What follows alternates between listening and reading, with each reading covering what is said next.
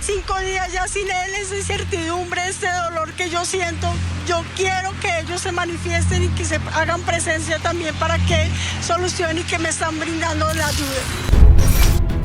Un profesor de robótica, amante de las motos, conductor de aplicaciones, desapareció después de salir del gimnasio. 2 días después, apareció dentro de una maleta, quemado, desmembrado y abandonado en un potrero del sur de la ciudad. Pero lo más perturbador no es solo la brutalidad del crimen, es que las cámaras de seguridad captaron cada movimiento previo al horror. Una mujer, una casa, un taxi esperando afuera y al menos 5 hombres que hoy son rastreados por la fiscalía. ¿Quién era realmente Kevin Santiago Ángel? ¿Y qué ocurrió dentro de esa vivienda en Kennedy durante las horas en las que nadie volvió a verlo con vida?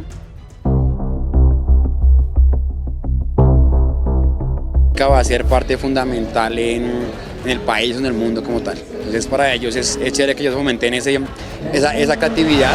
Kevin Santiago Ángel Garzón tenía una doble vida laboral que parecía completamente normal. En las mañanas enseñaba informática y robótica en el Colegio Santiago de las Atalayas en Bosa, pero en las noches manejaba plataformas como Uber y Didi para aumentar sus ingresos. Sus estudiantes lo describían como un profesor cercano, apasionado por la tecnología y obsesionado con enseñar innovación. El miércoles 20 de mayo terminó su jornada, tomó su moto azul y fue al gimnasio Smart Fit del barrio Gran Colombiano en Kennedy. A las 6:20 de la tarde habló por última vez con su mamá, dijo algo cotidiano.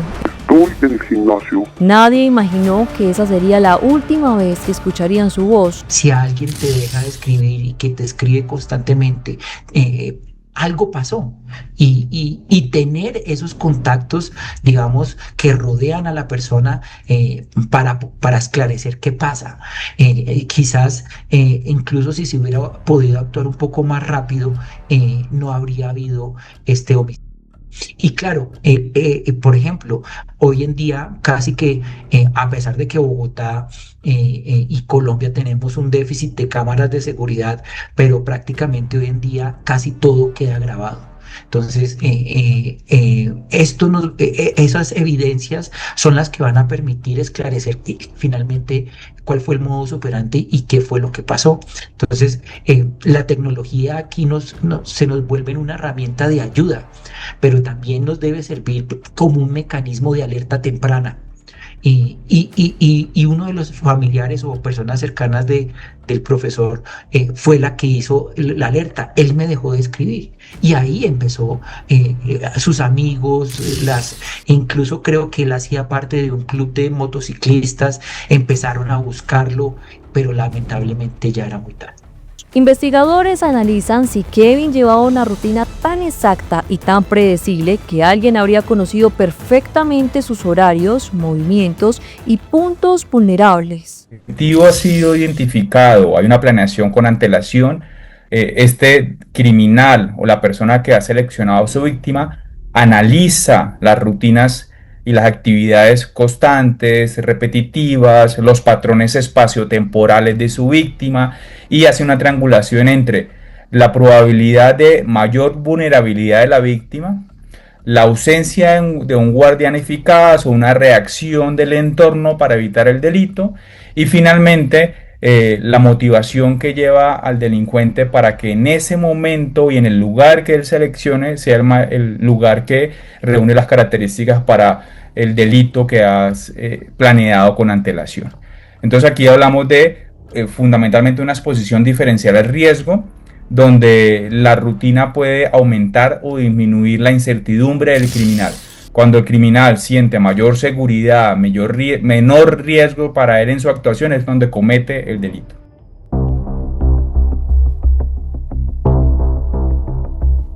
Las cámaras de seguridad reconstruyeron una escena aterradora. Kevin fue captado entrando a una vivienda de 3 pisos acompañado por una mujer. Las imágenes muestran que su moto fue guardada en un local cercano. Después, silencio total. Horas más tarde, cerca de la 1 de la mañana del jueves 21 de mayo, 3 hombres aparecen cargando con dificultad una enorme maleta. Para los investigadores, esa sería la misma maleta donde luego encontraron el cuerpo del profesor. Pero hay otro detalle. Un taxi llegó exactamente frente a la vivienda. La maleta fue subida al vehículo y desde ahí comenzó el último recorrido. Según los seguimientos del CTI, el taxi se dirigió hasta un potrero en Tintal, a pocos minutos del lugar. Allí, presuntamente intentaron desaparecer toda evidencia. Prendieron fuego a la maleta, con el cuerpo adentro. Fuentes cercanas a la investigación aseguran que el nivel de violencia encontrado obligó a Medicina Legal a conformar un equipo interdisciplinario con antropólogos y patólogos especializados, algo que no ocurre en casos comunes de homicidio. La probabilidad de que haya un punto de anclaje, de familiaridad entre la víctima y el agresor, o la agresora, no lo sabemos, donde la víctima entra en un estado de confort, probablemente ingresa a una vivienda, probablemente no va a amenazar, y en esa, porque ya conocía previamente a su agresor o agresora, y al entrar en una zona cerrada, donde el agresor o la agresora planea con antelación, hay una probablemente una violencia expresiva. Puede haber una agresión allí internamente, que finalmente termina en un no planeado y que se fue más allá del objetivo inicialmente pensado. Si no fue planeado, o si fue planeado, pero inicialmente si no fue planeado, el llevar el cuerpo, llevar una maleta, intentar incinerarlo, pues son prácticas de ocultamiento, intentar disminuir la evidencia, romper la conexión entre la víctima, la escena y el agresor, y ese acto de ocultamiento probablemente, como no están tan elaborados, no hay un conocimiento fuerte de todos los elementos forenses que permitieran desconectar a la escena del delito, la víctima y el agresor, pues es fácilmente identificable. Entonces puede evidenciar que se fue más allá del objetivo inicial y no era al ocurrir un homicidio, actos de ocultamiento, pues son poco elaborados y terminan en esto.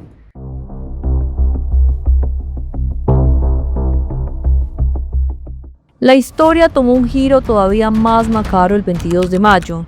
Un reciclador llegó a un lote donde normalmente se arrojan escombros en Tintal 2. Algo sobresalía de una maleta quemada. Cuando se acercó, vio una pierna humana.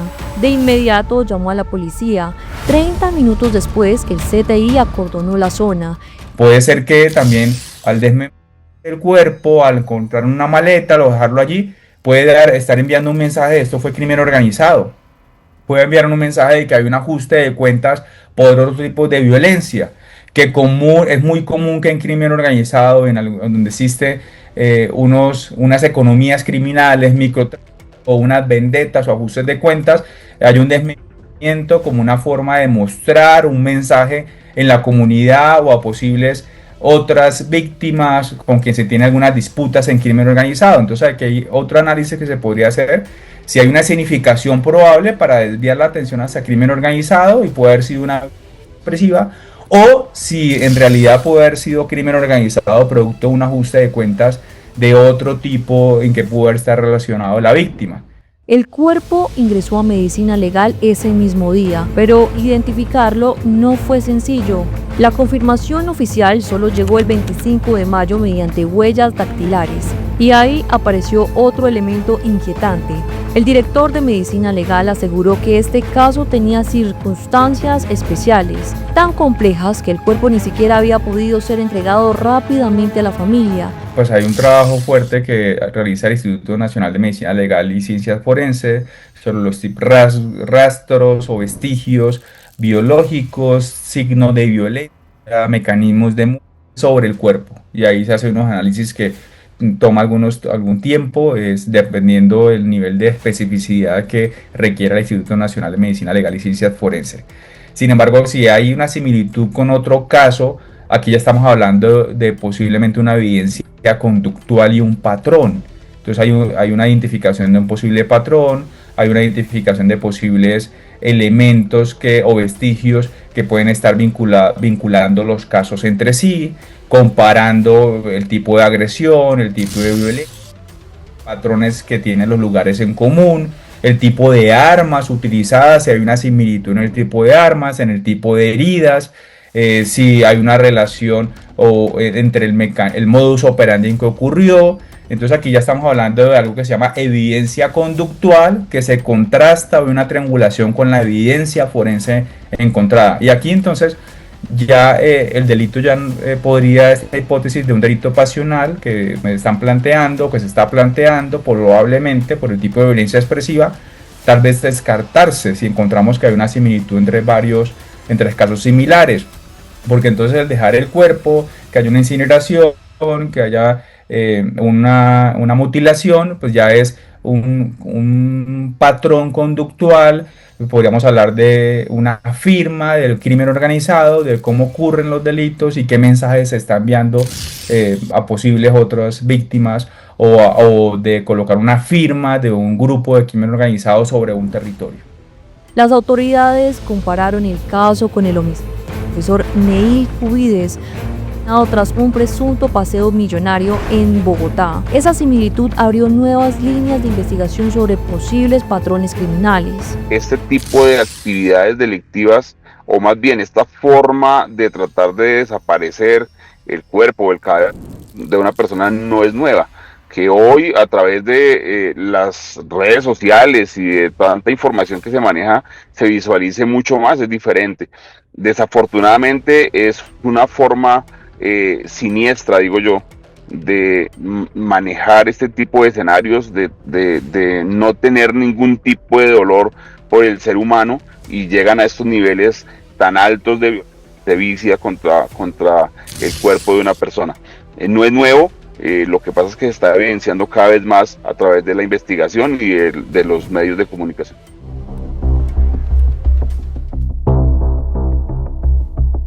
Durante las primeras horas, muchos pensaron en un robo. Otros hablaron de un posible ajuste de cuentas, pero la Fiscalía empezó a descartar ambas teorías.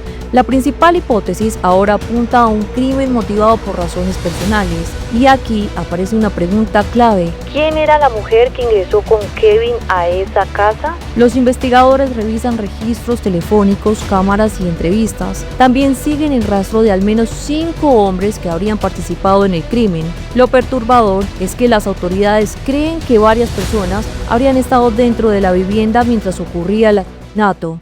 Referentemente a los hechos ocurridos con el docente, el delito principal sería el de homicidio o de dolo, ¿cierto?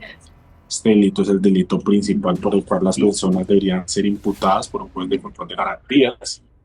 Seguidamente a eso, conforme a lo que arroje la investigación en la Fiscalía, se debe llevar a cabo también y analizarse los presentes o los siguientes punibles, como lo es ocultamiento de pruebas, toda vez que al encontrar las partes del docente en una maleta, se puede dar a entender y avisorar que ellos querían ocultar estas pruebas, ¿cierto? Otro delito que también la Fiscalía podría imputar a aquellas personas es el delito de tortura, ¿cierto? Entendiendo que a la hora de desmembrar la persona, o dependiendo cómo se pueda investigar o cómo CTI realice estas investigaciones, ahí de esa manera podríamos también tipificar el delito. Todos estos delitos hacen partes referentemente a un concurso de delitos, que ese también es una de lo que debería decantar el fiscal que le corresponde al proceso. Un crimen colectivo, planeado y ejecutado con un nivel de violencia que todavía tiene en shock a los investigadores. Fuentes judiciales analizan si hubo conocimiento previo entre la víctima y algunas de las personas involucradas debido a la aparente ausencia de señales de forcejeo antes de ingresar al inmueble. Y al analizar el caso, si hay más de una persona vinculada, hay que mirar, si hay más de una persona, hay que mirar qué posibles roles tienen estas personas. Si hay un vehículo de por medio, qué función cumplía este vehículo. Las personas que estaban ahí, qué tarea tenían dentro del crimen. Si hay una elaboración logística antes, durante y después del delito. Es decir, seguramente las cámaras, si hay más análisis de cámaras de video, se van a ir encontrando, y lo que deben estar haciendo la investigación criminal es presencia de posibles personas que se repiten en los lugares donde estaba esta víctima, y ahí va a ser fácilmente identificable esa relación de si actuó más de una persona en el delito. Es un delito que genera un impacto social bastante fuerte, es un delito que me imagino que para la comunidad educativa pues generó un impacto, ¿cierto? Porque pues entiendo que él era docente y que pues los docentes imparten educación y hacen parte del desarrollo de las personas. Adicionalmente a eso, hay que tener en cuenta que si todas estas cosas que uno puede explicar deberán verse materializadas por el ente acusador, que es la fiscalía, y que pues debemos dejar de que la investigación se surta y referentemente ahí saber si hicieron adecuadamente pues la valoración que corresponde en ello. Kevin Santiago es una víctima más de la violencia que cada vez es más cruel, más organizada y más difícil de entender. Hasta el momento la Fiscalía se encuentra en búsqueda de los responsables. La pregunta es, ¿estamos viendo una nueva modalidad de criminalidad en Bogotá? Déjanos tu opinión en los comentarios, suscríbete si quieres más contenido como este y no olvides seguirnos. Nos vemos en el próximo episodio.